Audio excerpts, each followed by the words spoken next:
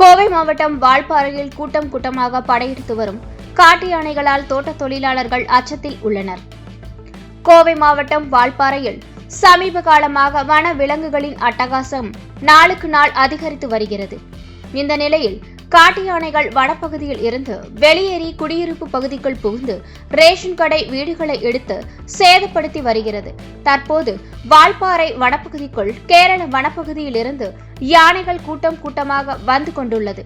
வால்பாறையை அடுத்துள்ள தாய்முடி எஸ்டேட்டில் இன்று காலையில் தோட்ட தொழிலாளர்கள் வழக்கம் போல் தேயிலை பறிக்கும் பணியில் ஈடுபட்டு கொண்டிருந்தனர்.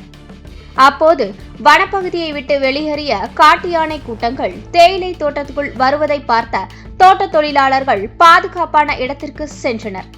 மேலும் அப்பகுதியில் வேலை செய்யும் தோட்ட தொழிலாளர்களுக்கு வேறு பகுதியில் பணியில் அமர்த்தப்பட்டனர்.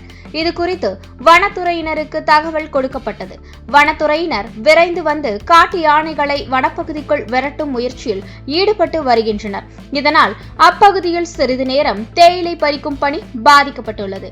மேலும் அப்பகுதி பொதுமக்கள் யாரும் காட்டு யானைகள் நிற்கும் பகுதிக்கு வர வேண்டாம் என வனத்துறையினர் எச்சரிக்கை விடுத்துள்ளனர்.